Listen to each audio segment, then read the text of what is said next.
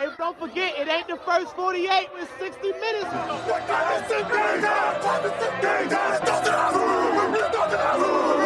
with the king, best not best. Even the score now, we need to score now. Back on that wall, when you hear that call, you know it's going down. We play from beginning to ending, you know how we finish. Turn to the bank, gotta handle our business. We need the ball, so it's time to go get it. Play with your heart when you hit, make it feel it. You know I'm with. You come to the bank and get out of line, we sending a blitz. Say who you with? You know I'm with. That purple and black, and when we attack, you know what it is. You're now locked into Zone 32. What is dead may never die. Ladies and gentlemen, welcome back to another episode of the Zone 32 podcast. It's been a hot minute, but we have a quartet tonight. My name is Jake. His name is BT. His name is Drew. His name is Will. It's training camp season. So, training camp is open up. Today was the first organized practice for the Ravens today, right? If I remember right from what I was reading.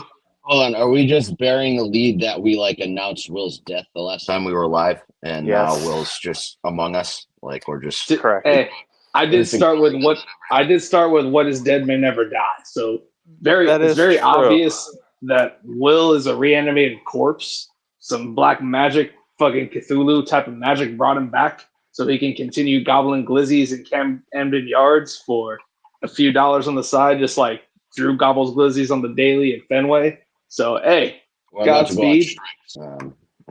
Don't forget about the constantly betting on Caitlin Clark. Yeah, Will's reanimated corpse only has 2 less road threes than Caitlin Clark does this year. So, food for thought. But there you go. Yeah, I took a break to help Caitlin Clark get back on her feet, and then some thug attacked her, and she's right back where we were before. So it's been a tough couple months. So that's what happens when you root for fragile genders and watch their sports. But WNBA. I digress. So training camp opened today. I think today was the first organized practice. You got clips of Jair being there and DeAndre Hopkins, which was nice. You got the whole, ball washing routine yesterday of, Daniel Falele looks like a brand new player, and this guy looks like he's primed to break out. And so we're going to have to deal with all that, overhyped shit for a couple weeks. But it's nice that football's finally here. Been a long off season with not much going on. So it's nice to actually have real things to talk about. And the football season is actually going to start soon. So exciting. Red Sox are also about to win their first extra inning game on the road of the year. So again, also nice. So things are looking up. No one cares. VD just turned off the podcast. Good job. Well, I understand coming from an Orioles fan, why nobody cares about baseball. You guys are fucking dreadful this year, but yeah. Anybody else wants to add in some thoughts? That'd be great. Jake, BT. Don't really have a lot. The normal overhyped training camp shit. The rookies are looking all right so far. Starks is living up to the training camp hype. And you already mentioned. Did Falele lose 100 pounds or something? Yeah. He's been training with some guy who trains offensive linemen who Cole Jackson knows. So that means he must be a legitimate offensive lineman guy. And then apparently he was getting major praises from Ronnie Stanley. I did see that earlier. That he looks like a whole new offensive lineman. I'm at the point where I'm willing to let Falele fight for the starting job, but I still don't trust him. No, absolutely. No, you can't. Not. No way. And I think that Emory Jones could take his job very easily. I think maybe Voorhees or Cleveland could take his job if it boils down to it. But at this point, we're day one at camp, so you kind of got to let things fall where they lie and then figure it out from there. So I'm not overly concerned about the offensive line, which is weird. I think that's really the big hole on our roster at the moment. So again, I think that's really all I'm going to be watching in training camp is, what's the starting rotation we're going to run out there, and how long until we maybe pull the trigger and make a change. I think we have basically a bunch of backup caliber right guards, or I guess guards. wherever those chips may fall, they do. But we have backup caliber, and maybe one of them or two of them. I don't know. We'll see. Maybe they I would call overperform Voorhees. expectations. I would call Voorhees more unproven than a backup caliber guy. He barely played last year, but when he did play, he looked good. Same thing with Cleveland. When he played, he looked fine, but could barely get on the field. So you got opportunities for those guys now. So that's nice. Again, it's Harbaugh, so I don't know who he's gonna fall in love with and who he's gonna randomly put in his doghouse and shit like that. So I guess that's another storyline for another day. But Yeah, Voorhees last year looked like he was a rookie within the first few weeks. Then obviously Macari took over because of whatever injury was going on. And then the last few weeks when Voorhees was actually back at left guard, he actually showed a lot more promise and that he improved. Which I mean, you have to expect with rookies anyway. He's a guy who hadn't played football in a year and then stepped on. So I guess I don't know. He's essentially was a true rookie, even though technically it would have been year 2 according to the league years. Correct, because he was a redshirt year 1 because of the ACL injury. Mm-hmm. Just get a clean fucking. Yeah, redshirt rookie. Yeah, I'm not. I'm with you, Drew. I'm not I'm really not concerned or this is a weird training camp because there's no position battle or anything that I think anybody has their eye that closely on. It's kind of to me, it's all about what's the pass rush rotation going to look like? Is it a Jabo? Is it Isaac? Is it does Mike Green take KVN's job or Owe's job? Who's going to be who's going to get the boatload of the bulk of the snaps there? Not really who's going to play and who's not going to play, because I think you're going to see every one of our edge guys in the game at some point. And again, offensive line wise, like you said, you got a bunch of unproven guys at guard. And who's going to be the ones that kind of show out in the summer and secure a starting job and who doesn't? Because, I mean, as it is right now, you have Ronnie locked in at left tackle, Roger locked in at right tackle, and Linderbaum locked in at center. And then, those 2 guard spots are up for grabs. And you got a bunch of guys who have flashed there, but nobody who's really proven to be like a solid commodity. So, but again, that leaves the possibility open, too, that, we could make a move for a veteran who maybe gets cut or a trade or Scherf's still on the market too. So that's a guy that I would look at if they don't trust either or anybody at one of those guard positions. Nobody really shows anything in camp. I'd be all for that personally. Yeah, I mean, if I remember right, he's a right guard specifically, right? Dude, I think he's a left guard most of his career. Was he a left guard? He was a left guard. He's played both at certain points in his career. I think more recently he was a left guard. I thought earlier on in the career he was a left guard, but I'm wrong. I think you have it backwards. I think he was a right guard to start and then moved to left guard, but I could be, again, misremembering that. But, yeah, I mean, there's better options. Like you said, there are going to be guys who get cut after preseason games. And if we feel like there's nobody, stepping up to take one of the starting guard jobs, there's definitely going to be guys on the market with playing experience that you could potentially go out and grab. So, right. I'm okay with that. And, again, the secondary is a secondary. I don't think that there's really any questions about our secondary this year. I feel like in past years going into the season, it was kind of, it was very top heavy. You had some stars in Kyle Hamilton and Marlon, but you didn't really know what was behind them or who was going to be playing next to them. And so you kind of have, now you have Jair, you have Nate Wiggins, you have Starks, you have Hamilton. I feel like you're kind of in really good shape there. In terms of who's going to play next to Roquan, I mean, I feel like you give Trenton Simpson the shot to start off with, but again, that's not like a make or break position. Your second inside linebacker. So I'm okay with, especially with a much better secondary. It's not going to get you can't expose it the same way it was getting exposed last year. Yeah, exactly. I mean, because the real issue, Marcus Williams is on podcast running his mouth talking about how, the Ravens coaches didn't communicate with him. But the reality is that our defense sucked last year to start off the year because of him. I mean, it is apparent to anybody with eyes who watch the Ravens that you bench him and then all of a sudden the defense looks good. He was the problem. So it is nice that him and Eddie Jackson, yeah. Oh, yeah, absolutely. And so it's nice that you don't have those, jackasses on the roster anymore.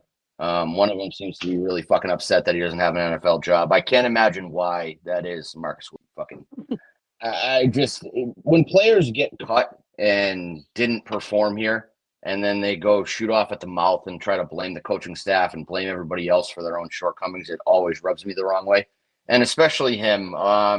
I know Cole tweeted that he had like beef with Doug Mallory, and Jake is a noted Doug Mallory hater, but that's fucking right. He's a drunkard. He's a drunken, slovenly bastard who ruined the secondary. And Marcus Williams, they both take issue, but Doug Mallory has a fucking role. Absolutely. My issue with that is that Marcus Williams sucks. Your issue with that is that Doug Mallory's a Michigan man. That's your issue with it. Oh, absolutely. That too, but still, like you can't blame the coaches when there's so much film out there last year of him just getting fucking destroyed. You know for sure. He has to take accountability as well for playing like dog shit, just straight up. Trippy is here. I want to point this out. Trippy's here. It seems like maybe he's having some connection issues with being able to actually speak, but he is sending messages in the private chat. He says 23 looks good, 77, and whole team looks good, just ready for the season. This is a very optimistic Trippy. And, Trippy was also on Fox today. Big star on camera. Him, Hassan, and I'm gonna forget his ad. Flockman88, the guy who wears the fucking wrestling mask, all got interviewed. What's his name? Grim? Maybe. Oh no, you're talking about the wrestling guy. Yeah, I think it's Flockman88 is his ad. I'm not 100% sure of that. Nice guy though. I just don't remember what numbers. Oh, Red Sox are now 1-7 in road extra inning games. I know everybody cares a lot about that. Very important part of my day that the Red Sox won. So hooray for them. Yeah, shut the fuck up. You shut the fuck up. No one gives a fuck about the Sox. Everybody. No one gives a. Trippy says that the guy you're talking about is Flockman. Yeah, and it's 88 at the end of his ad, right, Trippy? I know I'm right. I'm now confident that I'm right.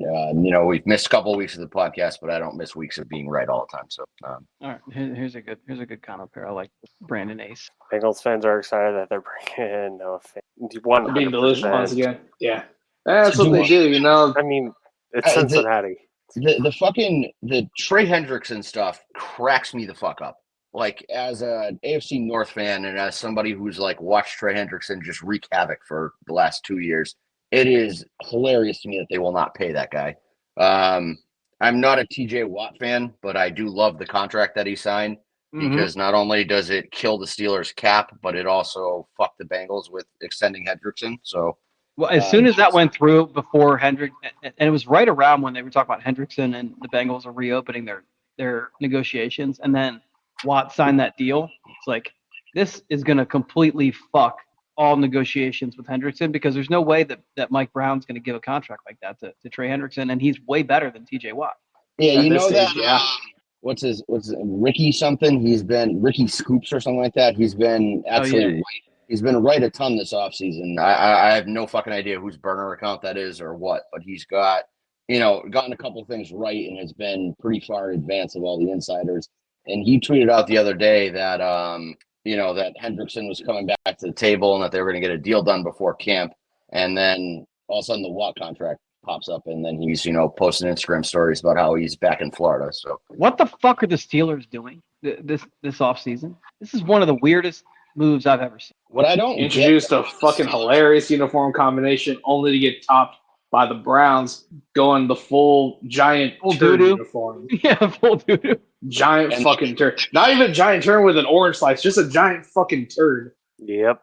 But the Steelers have decided they're going to trade or cut all of so they let Russell Wilson leave and they brought in Aaron Rodgers. That is a net neutral move. Honestly, I don't even know if you can call that a net neutral because he's significantly older than Russell Wilson and he hasn't been good in a couple of years. He's coming off that, Achilles.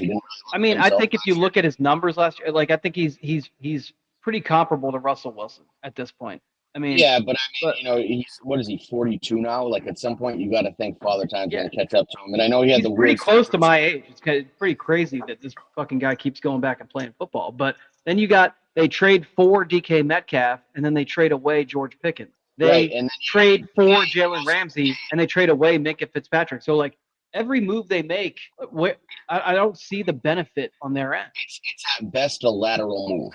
you know, Right. in all situations. Because even if DK Metcalf is amazing and, you know, turns into a top 5 wide receiver in the NFL or whatever, you're paying him $30 million a year. You weren't paying George Pickens anywhere I think near you're that paying money. him like $33 million a year. Yeah, so it's you know, you've essentially overpaid for what is going to turn out to be similar production. Especially with the way the Steelers play football too, like, you know, they just kind of force feed guys and give them a ton of catches, ton of targets, and a ton of yards, and they don't really ever amount to much outside of Pittsburgh. So I don't know. I mean, I don't personally see DK Metcalf being a great combination with Rodgers, the way Rodgers is playing either.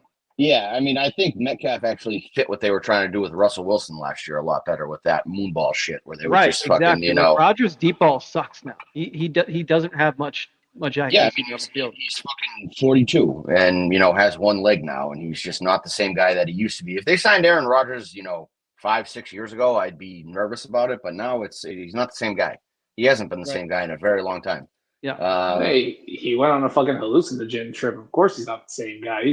He ain't gonna be that same fucking 2020, 2021 Aaron Rodgers with the shit he's put in his body. Well, and then signing Watt to that contract. What the fuck are you doing? Like, if they made any move with Watt this offseason, it should have been traded. I actually don't hate the Watt contract because it was only 3 years, so you're overpaying him, you know, and hoping. The problem is they're not built to win now, and so you make like. So you're paying him. Now you're paying him an enormous amount of money, and DK Metcalf an enormous amount of money over the same years. You're not going to win anything during that time period. So what are you doing? Yeah, I mean, they're straight up built to be mid. Who'd they They overpaid like a left tackle too, didn't they? Naldo making his return to Zone 32 comments. I like this. Might go off because of the UFC. Maybe. You never know. I mean, he could definitely be on that list. Keanu Reeves is definitely on that list. I know that I've made that hot take here before, but just want everybody to know that. No chance. That's true. You're gonna cannot confirm or deny that. One episode, and then we're all gonna be fucking arrested. Drew said. Listen, I cannot confirm or deny that Keanu is on. Speaking of people on the Epstein list, look who it is. It's Grant. Motherfucking Grant. I can confirm that Grant is on that little black book. Yeah, that little black book. Get the fuck out. He was too busy being a roadie for Oliver Anthony. We all know this. That man's trying to sing about the rich men north of Richmond. That's what Grant was doing this offseason. I was his stunt double. That's right. That's fucking right. Yeah, you wearing No, he's wearing a white beater. No, I got doubled up. I got a tank top one. Okay, you're going Nelly style. I did. He is at Jiffy Lube tonight. He's going down, baby, or straight in the Range Rover. Fucking right. I saw some TikTok trend of like millennials reacting to that song, and they didn't know the lyrics. That was pretty funny. Zoomers? You mean fucking young dumbass kids? What? Wait, what are like 16-year-old kids? They're not millennials. No, they're Zoomers. Those are Gen Alphas now. Yeah, fucking alphas. There ain't nothing alpha about them. They are beta as a bitch. Like, no, that's what they're called now. We are millennials, Drew. We're old now. Yeah, we're millennials. All right, we got a question. Yes, and yes. He provides that fucking element we didn't have before. Red zone. Look, I'm gonna tell you one thing. He's rejuvenated. He's healthy. And he full off season to learn the playbook. Smooth. Yeah, he doesn't have to be the guy. He's the X that we've missed, and like he can manipulate different types of formations. But he's not going to be a 12 target a game guy. But he's going to make 5 big plays a game. And he's all right. Hey Grant, you know who he's going to be? He's going to be the guy that gets the ball where Mark Andrews dropped the ball in the Buffalo game. Yeah, he's going to be the big third down. You need a catch on the sideline. Big third down, move the chain. Big touchdown, like down the field, something toe dragging, like whatever. Like he's going to bring the aspect on the outside that we haven't had. I'm going to blame Ryan Clark for this take because he's a moron, and I feel like it's something that he would say. But he was like, DeAndre Hopkins isn't going to have this huge impact in Baltimore. All he's going to do is make a few highlight plays a game and, move the chains. And I'm like, that's exactly what the fuck you signed him to. Right. You had Nelson Aguilar playing. You're not asking him to be a 100-yard a game guy. Right. You're not expecting all-pro DeAndre Hopkins to be here. It would be great if he showed up, but, you don't need that out of him. Even You if we just only need- get we get what Bateman was giving us before last year, where Bateman was getting like 3 catches for 35 yards a game. If we get that from Hopkins, his 3 for 35 are going to be meaningful. If he meaningful 3 and 35. if he gets me 600 and 8 touchdowns, I'm ecstatic.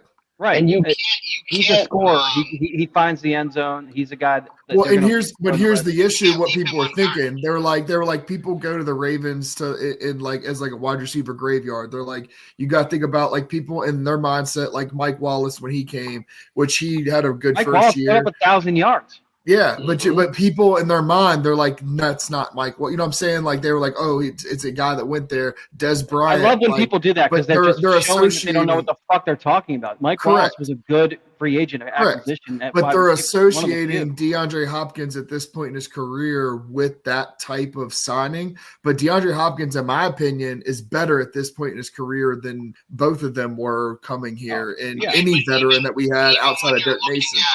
Even when you're looking at like a Jeremy Maclin, Mike Wallace, Michael Crabtree, Des Bryant type signing, like those are guys that you brought in expecting to be your wide receiver one, and they were not physically capable of playing to that level anymore. You're bringing in DeAndre Hopkins. Des Bryant was signed during a fucking like a bye week in COVID year. Exactly. So you were expecting him to come in and produce, and you're not really.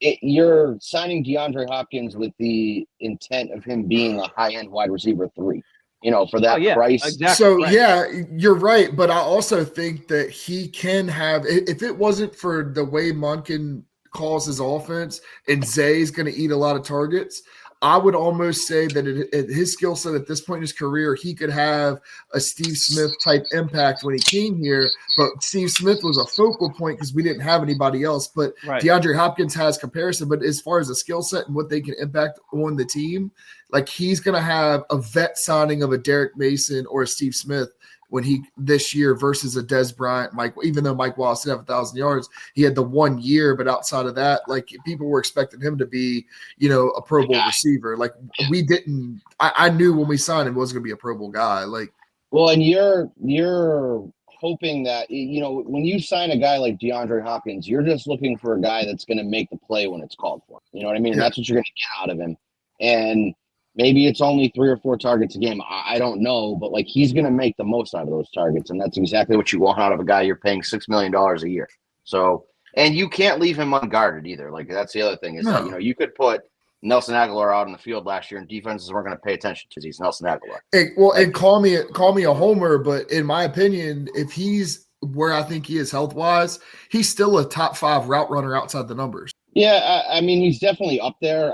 There's a lot of really good route runners in the NFL now. So, maybe he's 10 instead of 5. I don't know, but he's still really good. No, I'm saying outside the numbers as an X. Like as far as X's go, he's a top 5 route runner from the X position. And I guess my point is that it doesn't matter to me if he's number 5 in the league at that or he's number 15 in the league at that. Like he's better than what we've had for a very long time.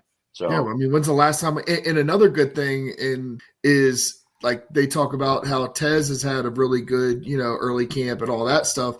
What better person to have in front of him to learn from than DeAndre Hopkins? Nada just commented too, saying D-Hop will be wide receiver 4 by the end of the season. Tez will be Earthshine by week 6. I hate the Tez stuff because I hate when we hype up, mid-round pick wide receivers. It never works out. I want nobody to mention Tez Walker's name. I want him to get no press in the offseason. I want no hype. Nope. Because I just want him to show up and play. I think he's got a ton of skills that could come in handy for this offense. And I'd like to see him just do it rather than, talk about how great he's going to be. Are we talking about what Naldo said? Yep. Yeah, well, and so I hate. I mean, Naldo's an asshole. Like this is what he does. Hypes up dog shit players. Like that's his thing. So. It's fine. It's his shtick. I'm not gonna. Did Naldo do this with Benjamin Victor? I did it with Benjamin Victor too. I mean, hey, I'm not gonna lie. I liked Benjamin Victor. I think we all did. Yeah, I believe I photoshopped a faded image of Calvin Johnson over him at some point. That's how desperate we were for wide receivers at that point. And now we're talking about is DeAndre Hopkins going to be our 2 or 3 wide receiver?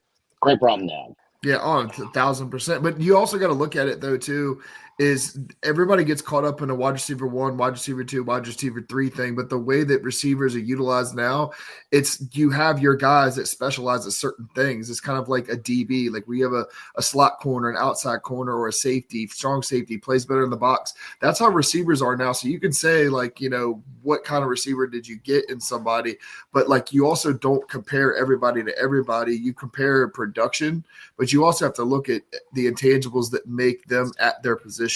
Yeah, I mean, the real upside that DeAndre Hopkins brings is that defenses have to pay attention to him, because if you leave DeAndre Hopkins one-on-one or unguarded, he's going to be open every play. He's cooking if you leave him one-on-one 100%. But then you got to think about, you got to shade to Zay. I mean, Zay is so explosive that, and that's the great thing that we have going on right now is I think our top 4 receivers, if you add Tez in, and then if you maybe throw in Tyler Wallace, I mean, this is probably one of the best groups we've ever had. If not the best group we've ever had. Grant, think about this. You can put Zay, Bateman, Hopkins on the field with Andrews and Likely, and I mean, how do you match up with that? You don't. Like you're getting to the point where there's always going to be somebody open, and it's really just is Lamar going to pick the right guy? Right, and you named you named all Lamar the makes receivers. good choices with the ball too. Now, like we're not talking about he's 5 smart. years ago, 4 years ago. We're talking about Lamar last year made very, very few mistakes. Maybe one, right? Maybe one interception, but like most of those interceptions were mistakes by the receiver. Well, and a lot of his interceptions too are like just missed timing. Like he waited a split second too late. But no, I like when you look at the receiving core of the tight ends, and like you just said, like you have to leave somebody one-on-one. Both of our tight ends are flex tight ends. They can split out. They can be flex wise, whatever. But we also have the 4 receivers. If you match any of those groups up one-on-one, they will win their matchup. So it's like pick your poison in a sense, and it's a good problem to have. Right. Yeah. I mean, I just look at this team, even past wide receiver, like pass rush, we have a ton of depth there. You got a ton of guys who the chances of somebody breaking out of that group are high. You have, a really good secondary. You have 3 legitimate corners. If they stay healthy, they're great. You have Kyle Hamilton, who's a fucking animal, and then you have Starks, who is probably in the best position a rookie first round pick is in the NFL, just in terms of coming in and being, just in a spot to do well. Interior defensive line, I don't know. I mean, I like Travis Jones. I like Matabike. I'm not too concerned about it. I know that there are other people who think that we need some help up front there. I think we're fine. I mean, running back obviously is great. Quarterback's great. We talked about the guards earlier. We drafted an interior defensive lineman too, didn't we? Peebles. Yeah. So, the problem is like, but if you look at, and I love our guys, but if you look at Travis Jones, Matabike, Peebles, like they're more multi-tech defensive tackles that play better outside leverage or have like a one gap advantage. We are traditionally successful when we have just that gap to gap like plug. Like I think if I would add somebody, it would just be a wall, just one of those just nose tackle. Grant, don't you think? But Grant, don't you think that the addition of outside pass rush? So obviously we have what we have, and then we added Mike Green to it. Yep. So if we're coming at an offensive line real hard from the outside, then it's gonna make things easier, because a lot of the reason that Matabike and Travis Jones aren't as effective inside is because they get double teamed. Yeah, they're like a 4-eye like tight good rusher from the outside manipulating gap to gap. But my thing is that if you have that guy that can kind of like stall, then you stall pocket. So like if you have those additional rushers on the outside and they're getting a lot of there's no mobility inside because you're still manipulating the pocket. You don't want to have more lean guys that are specializing getting in the backfield and have them be, driven double teamed a couple yards back to where the quarterback can step up and then out, because if they run the loop and you got a decent offensive tackle, they might win the loop, but it gives the quarterback an advantage to step up and manipulate back to the outside. Whereas if you bracket them and you still them, you have a guy that can wall it have them pressure outside, and you create a box. And like I think that I love Travis Jones, I love Matabike. I think they're both awesome, but I would like to see like just a big bodied slob. Like I mean, but athletic slob. Are you saying you miss Brandon Williams? Is that what I'm getting out of this? Somebody like him, somebody like Michael Pierce, somebody like full, old tape of you calling him like an overrated paperweight or overpaid paperweight. So well, yeah, I mean, like he was expensive. Well, in 2021 he was nice. I think that is the exact 100%. Like at that point, he was expensive. Yeah, I mean, good things cost money. That is what it is. I just should have signed Calais Campbell. Fuck off. Oh, Drew would have had his jersey on Monday. We would have done an emergency podcast. I would have made sure Drew was fucking driving home from Fenway. Yeah, it would have been the greatest Zone 32 ever. You guys think my angry reaction to Malachi Starks in the first round was too much? Like I would have gone completely off the rails if we. He went back to Arizona, Campbell. right? Yep. Who? Yep. He went Calais back Campbell. to AZ. Calais Oh Campbell. yeah. With his fucking donkey pal, and it's Nah. castle. Stupid. Nah. Funny thing, it fits too because the Cardinals have always been like the retirement home of the NFL. So hey, old defensive lineman goes back to a convalescent home. Hey, the Washington Commanders would like a word with you, Jake. That too, them too. Especially with Dan Snyder signing the 1993 All-Pro team in 2000. I mean, I'm looking at free agent interior DTs right now, and like, is Jonathan Allen still available? I think I thought he hurt. signed. You were tired, I thought. Yeah, I thought he was. No, He you might would be be hurt. a solid fit. Grady Jarrett, did he sign? Ray Lewis's nephew. People forget that. I think he's back with. Didn't he go with the Falcons? Well, I thought he was sure. signed. I feel like Yeah, like I say there. some fucking lists from before free agency started. It says undrafted right now. Maybe not. Unsigned. Who cares? Or yeah, I mean unrestricted. Okay. Now that Grant's here, though, I kind of want to bring up the next topic because I'm sure Grant has a lot of opinions on it. The Warren Sharp. So Warren Sharp went on the vault and quoted some stat about how. Never mind. Sorry, I was available. They were unavailable. But go ahead. Sorry.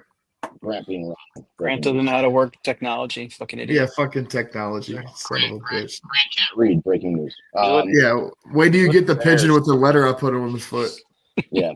Well, he is from Confederate state, so Yeah, education is not a high priority to those folks down there. All right, so anyway, Warren Sharp went on the vault. I got pushback for mentioning this. People forget that Warren Sharp used to be, got his start with this analytics bullshit with the Ravens, and then the Ravens offered him money, tried to kind of buy him out and keep him exclusive, and he spazzed out and was like, "I still want to work for other teams." So he's got an axe to grind with the Ravens front office, which is why you always see he posts stats that are cherry picked to be like pro Lamar and then anti the organization because he wants to rile up the Ravens hate Lamar fans. Very carefully curated stats that he puts out in terms of how much money they spend per position on offense, dumb shit like that. And on the podcast, he made mention that in one-score games, the Ravens are. I think Harbaugh's like 70-74 in his career in one-score games. In the Lamar era, they're 2 or 3 games under 500 in one-score games. I absolutely hate that stat was put out there and it's become a center of conversation because I think it is one of the most irrelevant stats I've ever seen somebody quote and then seen people, put meaning behind that doesn't exist. The issue with John Harbaugh is that we routinely lose games that we should not, that we routinely put ourselves in position to, or we don't put ourselves in position to games that we should win. Whether you look at, all of our playoff losses under Harbaugh with Lamar under center, like it's always that we come out flat and we shoot ourselves in the foot repeatedly. And it always feels like there's this momentum going against us. And rather than stopping the bleeding and turning things around, we get behind the boulder and we push it downhill faster and really just, fucking fuck ourselves over. Well, the bigger here, I would say you're kind of right. The bigger thing with me with these losses, especially more recently, I mean, there's obviously some years and some stretch of the time where the losses were just because the team sucked, like the roster sucked or whatever. But more recently, The losses are because inexplicably the team, so the decision makers, are deviating from what works. That's Right, the we big lose thing our that pisses me the fuck off when, especially in the playoffs, when you go to the playoffs and then suddenly you want to be a completely different team than you were all season when you were kicking the shit out of everybody. So like So that's like what really fucking pisses me off when they abandon their identity. That like he doesn't grasp that like the identity you build is the one you need to carry through all the way to the end. If that's what got you there, you got to keep doing it. And in the playoffs, we've seen it where they just decide they're going to be a completely different fucking team, and that pisses me off. Well, so So let me piggyback on that. Like, let me piggyback on that because I 100% agree with you, Will. My issue too is that the way that John Harbaugh runs this team and the way that he like calls plays or like not calls plays, but like the way that he manages a game, he does it to when you get to the playoffs, like you have to minimize mistakes. And I feel like he doesn't treat the fifth play of the game like he does the 105th play of the game. Like we have too many times where it's just like, okay, it's fine. We got a lot of game left. Okay, cool. You can have that mentality, but you also have to understand that like you have to play every snap like you want it, every snap. And I don't feel like the Ravens are led to that a lot of times by him of like over just being who you are and being what you do, but stop going away from the game plan. Stop trying to get cute. Play every snap like you want to win the game instead of thinking I'm going to make a comeback and then we can try to have a comeback because the one score game stuff and it happens late. We always have a drop fourth down or an almost touchdown or a penalty that does something or a missed opportunity of some sort. It can't always happen the right thing. Yeah, right, so exactly. I think back to Buffalo this year. You know, everybody's going to remember the Mark Andrews fumble or the Mark Andrews drop 2-point conversion. Again, fuck him. Those suck. Those are awful plays. But people don't remember Rashad Bateman catching that ball, getting us down to the 2-yard line. The first play that we run from the goal line is, no gain or a 1-yard loss to Derrick Henry. Then second down, we decide to run this fucking ridiculous trick play where Ronnie Stanley's running out in the flats and Lamar gets sacked. And then all of a sudden you're, third and goal from the 6-yard line. And then we just didn't make the play. And it's like, that's why we lost that game, because instead of putting up 7 there, we settled for 3. And it was getting away from your identity. It was getting away from what you did well. It was automatic all year. You get how about we just make the calls and do it? How about we just make the smart call to do it? I mean, think of this like, what's the most? And you're fucking not running the ball with him. Like, okay, not only that, but you also have Lamar Jackson. The most dangerous play inside the 5-yard line with the Baltimore Ravens is a backdoor boot. Right. Like you can leak the flat or whatever, but if you have Derrick Henry like faking a dive and you backdoor a boot, Lamar's either going to run it in or he's going to just do a dump pass to one of the leaking tight ends or receiver, whoever. But that play is automatic inside the 5 because there's too many people to account for. Well, yeah, because it basically creates a one-on-one with Lamar on somebody and with whoever leaks out with him.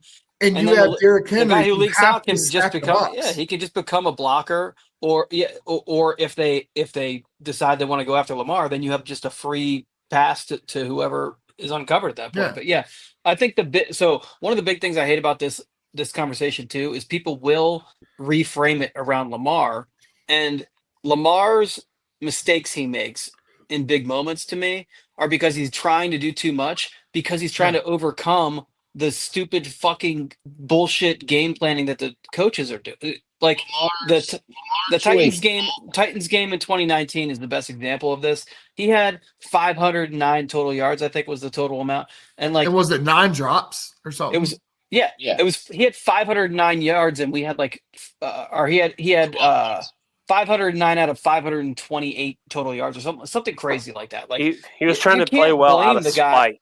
What's that? He was trying to play well out of spite. Lamar Jackson is always the guy that is looking for the grand slam on every play, and sometimes you're better off taking the single or the walk. So a play that comes to mind is the fumble in the Buffalo. He's gotten better about that. Sorry, Will, but so he's he had the gotten better fumble about because decision making. Okay, so it's a bad snap to start the play. He tries to make something out of it, ends up fumbling. Okay. Yep. What people don't talk about the context of that play is that the only reason they're in that position is because Mark Andrews dropped a fucking first down the play before, 2 plays before. So like he's overcoming the bullshit that happens.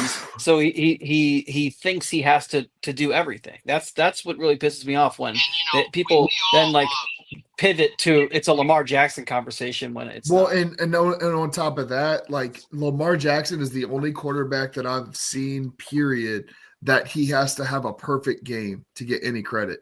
Right. And it's like, dude, do you not see what this guy does? And he gets so much criticism for like even like turnovers. The dude had fucking six he have 6 interceptions this year? Four. That's fucking insane.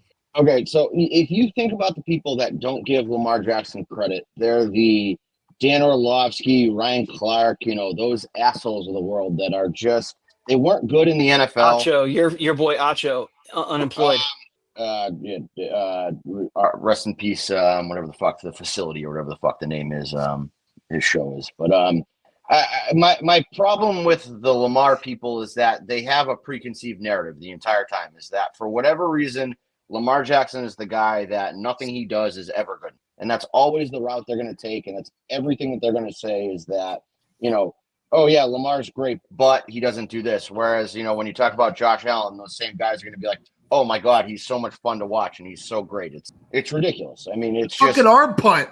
He throws a pick and a guy makes a stupid decision to run it out and they call it a fucking arm punt. Yeah. The NFL Twitter account posted that too. It wasn't like some jackass Bills fan. It was the legitimate, like, verified NFL account. Yeah, wasn't that KL guy with this? Yeah, the guy who fucks his dog or whatever the fuck his problem is. Yeah, with his dog. Yeah. I forgot. Every once in a while, I'll tweet something and then I get random Bills fans in my mentions just like talking shit. And I'm like, you people are still fucking upset about things that I tweeted. Like, you guys are all Klan members. I'm sorry. They still got a pile of snow at the grocery store. Yeah, right. Like fucking move somewhere warmer. It's not my problem. You're miserable out in the middle of fucking nowhere, Buffalo. You probably fuck your cousin. Like, that's not my issue. You want to be mad. Like, be mad at your parents for raising you in Buffalo. Don't be mad at me. Yeah, they fuck their cousins there, not in Virginia. You guys definitely fuck your cousins in Virginia. That's different. You're just mad because you got pulled over, whatever. Yeah, well, I mean, I'm sorry that your fucking state police don't know that the the Civil War ended like hundreds of years ago. Still mad fucking North. Yeah, I mean, I felt like that was a good way to get shot, is telling that guy, like, you pulled me over because I have a Massachusetts license plate. Like, you're not fooling me, pal. But they thought you were transporting folks on the Underground Railroad. Yeah, I mean, he probably I had a black car, so he probably no. Hey, with that beard, Will, they thought that he was like pulling mattresses out of a New York City hidden tunnel with that beard. They were like, oh, he's got to do it. To be totally fair to him, he could not have seen my face. I was driving far too fast for him to get a good look at me before he pulled me over. So don't make highways 70 mile an hour if you don't want people to drive 90 on them. No, I will give you like they changed the speed limit on like 81 or 95. Like that shit changes all the time. It was Mecklenburg County, 81. It's fucking 70 miles an hour. It's 7 o'clock in the morning. They go like 70, 65, 70, 65. They keep it's stupid. Fucking God forbid in America I drive 90 miles an hour. Fucking the worst thing that happened in the world. It's like reckless driving and misdemeanors and shit. Like, you can make me fucking pay through the nose to get a lawyer to get that shit go away. Drew's like, do you see? My children are in the car. I couldn't be driving reckless. He's like, well, that's the whole point, dude. Fucking Miss Rachel and Moana on full blast in the back. Like, I want to get home as fast as possible. I don't want to be on the fucking road anymore and listen to that shit. And, this fucking asshole pulls me over. I'm like, what the fuck's wrong with you, man? It's like, do you know you were speeding? I'm like, are you being serious here? Yeah, no, I was going over the speed limit. I was like, no shit. Like, who the fuck doesn't? It's a fucking highway. There's nobody on the goddamn road. It's not really speeding if you're not, like, endangering anyone. I was just trying to catch up to the flow of traffic. Everybody was in front of me. I had to catch up to them. I think that's a valid excuse, personally. Yeah, Drew, you were the rabbit. You were the rabbit. Everybody was following you. I guess. I don't know. I mean, just fucking Virginia State Police. Fuck them. I don't know. We got a little off track there. I got a what? We got a little off track there. Yeah, we got way off track there. I had a good segue to something that I wanted to talk about, and then I forgot what it was now. That's what I did. I was trying to get you to mess up your mind, not come up Yeah, with it, because it was probably gonna be something. I'm out of practice. This is a training camp podcast for us, so we're trying to, get back into midseason form. What about maybe we were going to talk about Nick Wright? Oh yeah, exactly. Another moron. Another guy that is. I don't know. Probably the biggest fucking idiot in terms of like sports media and hot takes and shit. He's hitched himself to Patrick Mahomes, which is a smart move. Okay, like Patrick Mahomes is very good. He hitched himself to LeBron James. You already knew that he was a bundle of sticks. Right. So like he's a front runner. He's a guy that picks something like that. Fine, but like I don't know how you can objectively look at the Ravens roster this year and say that they're worse than last year. It's a absolutely insane take. And so the first day he does that, I'm like, all right, here goes, Nick Wright fucking trolling for clicks again. Typical bullshit. This is what he does. He's a hot take artist. He's a, Skip Bayless, Colin Cowherd clone. Fine. But then he comes back and doubles down on it the next day. I'm like, dude, do you watch football? Like, do you understand? No, he No, doesn't. of course not. He's only trying to give Chris Broussard shit because Chris Broussard likes Lamar and likes the Ravens. So he's only like trying to be the protagonist to him. And it's like, again, so I hate players for the simple fact that you like them. Or no, I mean antagonist. I said the wrong thing. Right, but so think about your buddy Amid Gardner there, who's severely overpaid now by the Jets because they're a fucking. I'm sorry, you're supposed to call him. No, you're supposed to call him All Pro. 2-time All Pro. Sauce Gardner, 2-time All Pro. First team, 2-time first team. The only thing that's going to save Ahmad Gardner from being the laughingstock of the secondary this year is that his own teammate Brandon Stevens, in year 5, still has not figured out how to turn his fucking head around and look at the ball. Who do you think they're targeting, Sauce or him?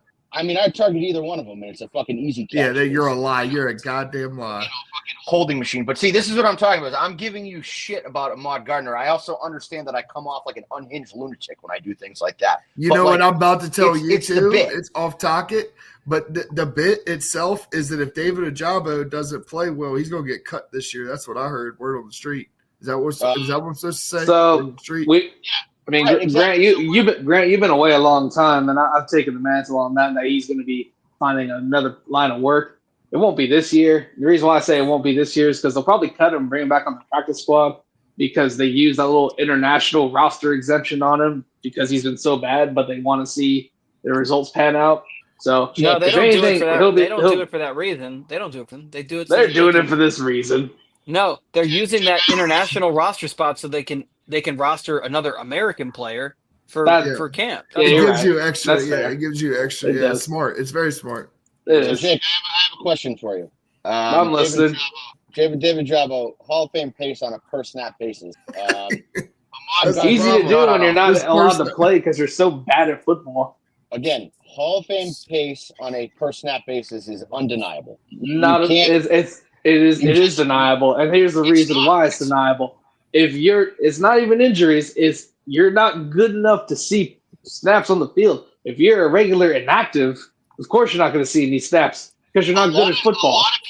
A lot of people wouldn't be able to walk again if they suffered the injuries that David Ojabo did, and it's heroic that he's even worked his way back to the field. Well, and that's totally fine. But is he going to help? You can't throw the Hall of Fame. You can't throw the Hall of Fame pace on him like that, though. Especially when he's going to be selling insurance in a year.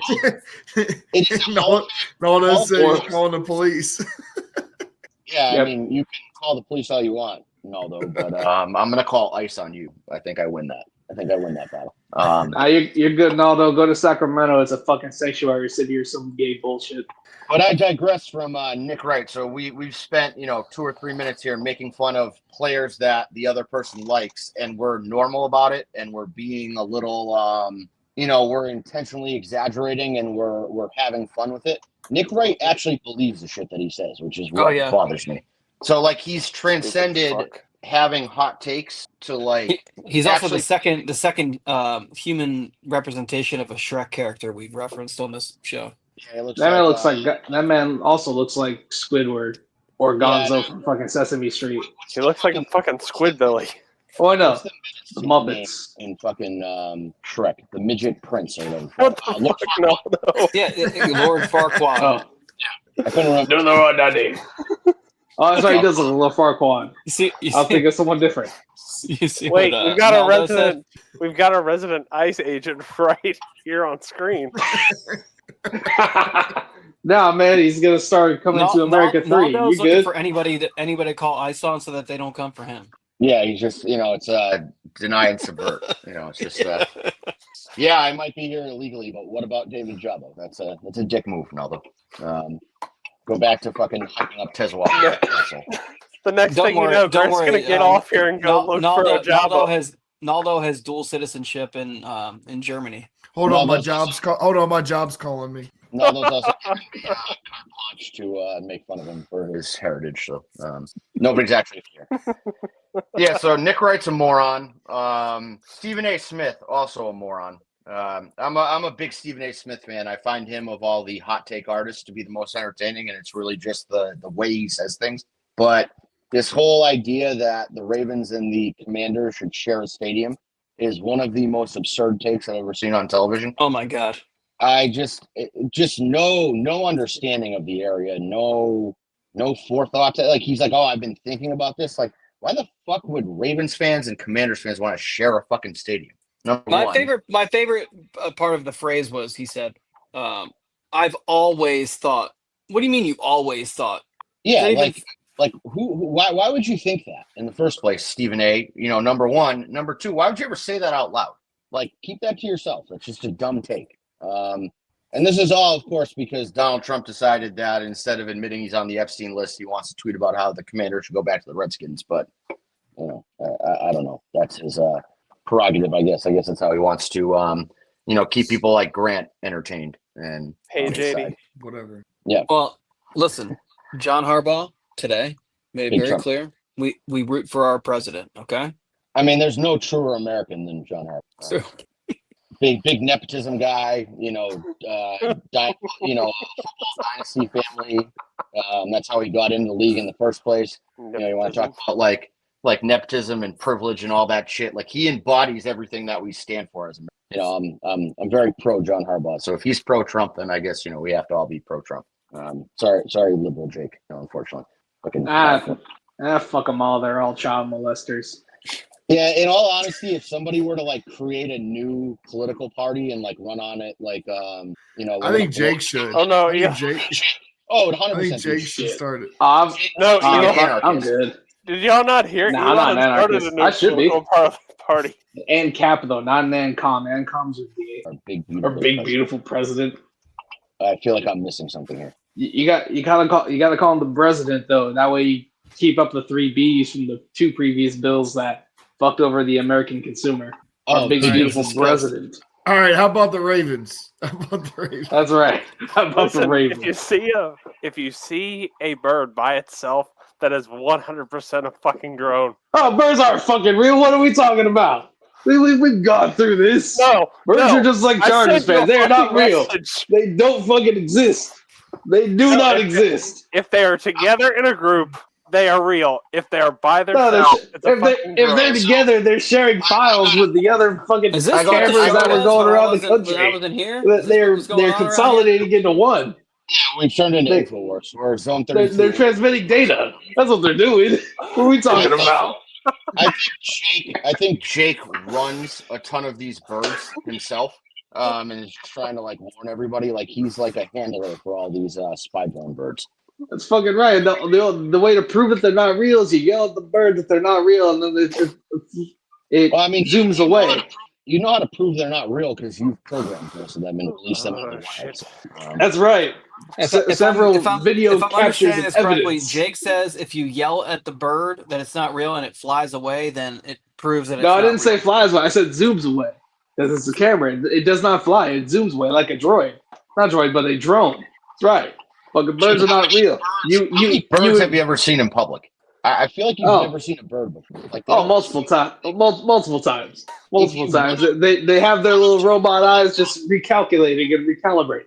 That's what they do. You introduce nihilism to the camera's frame of mind, it ceases to be. You deny its existence to prove nihilism. That's what we do. This has really gone in a weird direction. That we have. Sorry. Jake's gonna start Fucking talking right. about eating children and fucking I don't know Listen, Monsanto or whatever the fuck else first is couple going on. weeks, I'm pretty sure. Sounds like you've been listening too much Brother Lynch, homie. The conspiracy hour. Oh, that was fun. I was in Chico when we did that, rocking the Antichrist Taylor Swift shirt because she's a succubus, like in South Park. Don't do that. Will's gonna get very upset if you make fun of Taylor Swift. We already made fun of Caitlin Clark. We can't. Yeah, she's a succubus. She's like she came up to all the non-Swifties. She said, "I'm going to marry Travis Kelce." Then her succubus face came out. I was like, "What the fuck I don't think you can do about it." This podcast. This was captured. Very strange. Yeah, it's been way off the rails. It's the fucking We had off another season. What do you expect? Another Ravens. Fucking right. And I don't remember man. what it was. Jake has gotten me all discombobulated with his fucking Yep. birds and Taylor Swift is succubus nonsense. Right. Taylor Swift is a succubus. What are we talking about? I don't know know. what that is. It sounds pretty sweet though. A succubus is a demon from hell that sucks souls out of men, and not in the good way. Well, That's the thing. How do they go about doing that? Because The eyes roll on the back of their head, and then just your life spirit it goes into them. It's not like they handle your Johnson to do all that. It's something totally different. Right No, over they Jake's do that head. while they're fucking. No, it's not. It's All not right, during that's sex. it, yeah. This is not. Don't be a menace. This is my fault Hey, that I this continued is a family podcast, Pete. The fuck. This is not a family podcast. All right, Jake. You know what time it is? Is it Time time for you to fucking die. fucking murderers? That's gonna do it for this week's installment. We'll be back to discuss this, that, and the other. It's more shit with Training Camp. Raven season is back, and it's time for me to die. See ya. Zone 32.